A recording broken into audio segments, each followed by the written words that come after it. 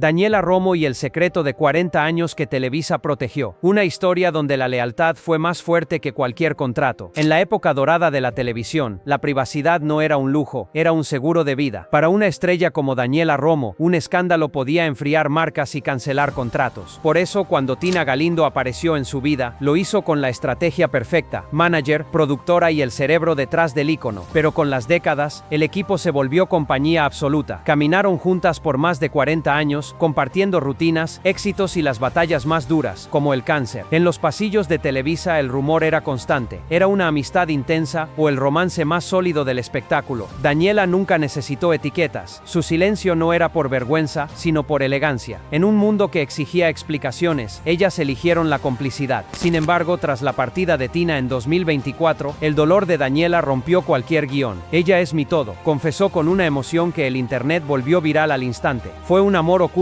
para proteger la fama, o simplemente una unión que trascendió las palabras. Lo cierto es que tras la muerte de Tina, el rumor se volvió mito. La historia de dos mujeres que se amaron en silencio para poder brillar ante el mundo. ¿Crees que los artistas deben dar explicaciones de su vida privada, o su talento es lo único que nos pertenece? Mauricio Garcés, el seductor que murió en el anonimato.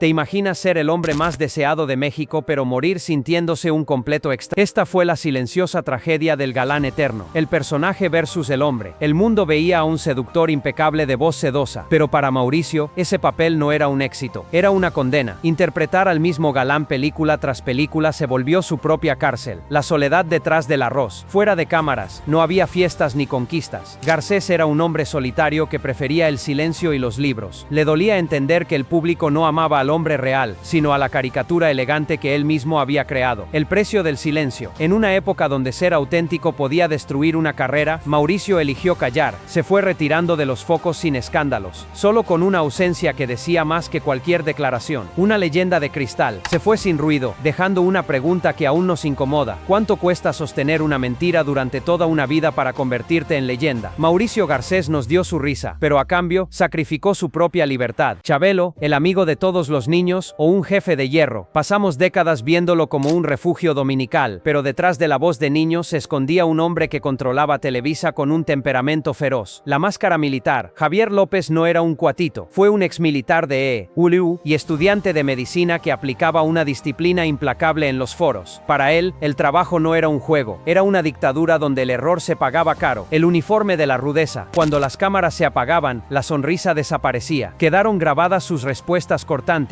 como cuando llamó gorrona a Paola Rojas en público o sus frases humillantes a la prensa. La voz de niño se transformaba en un tono gélido que marcaba quién era el jefe. La sombra del escándalo. Lo más turbio llegó con la denuncia de Alejandra Beffer. Ella aseguró que en un casting de los 90, el ídolo le pidió un favor sexual a cambio de trabajo. Aunque nunca se probó en tribunales, el silencio de Chabelo ante la acusación dejó una grieta imborrable en su imagen familiar. Murió en 2023, llevándose secretos que la televisión prefirió editar. ¿Fue un genio de la disciplina o un hombre que abusó de su poder tras un par de mamelucos? ¿Tú qué opinas? ¿Se puede separar al artista de su oscuro carácter? Rigo Tobar, ¿era un loco o un mensajero del cosmos? El ídolo de las multitudes que terminó perdido en su propia oscuridad. Años después de llenar estadios, Rigo reapareció en una entrevista que dejó a México helado. Ya no era el sirenito, era un hombre hablando de conexiones con la NASA y de ser hermano de Carlos Salinas de Gortari. ¿Qué le pasó realmente? La respuesta es trágica. La retinitis pigmentosa le apagó la vista por completo. Al perder la luz, su realidad se transformó en un laberinto de soledad y sospechas. Sus declaraciones se volvieron leyendas urbanas por lo extrañas que eran. Geopolítica galáctica. Aseguró ser intermediario de paz entre Saddam Hussein e Irak. El cosmos. Decía que el cosmos es Santa María, y hablaba de misiones espaciales como si fueran recados diarios. El don de lenguas. En plena charla empezó a hablar un idioma incomprensible, asegurando que eran mensajes de otras galaxias. Para muchos fue un quiebre emocional por su ceguera. Para otros, Rigo empezó a ver cosas que nadie más podía entender. Pasó de ser el rey del escenario al rey de su propia dimensión. ¿Crees que perdió la razón por la enfermedad, o que realmente contactó con algo más? Chicoche, ¿murió por éxito o por agotamiento? Detrás del overol y la sonrisa eterna, se escondía una tragedia que México no vio venir. El hombre que convirtió el buen humor en un arte, vivía a un ritmo que terminaría pasándole la factura más cara. Chicoche no solo cantaba, era una máquina de energía que simplemente no sabía decir no al trabajo.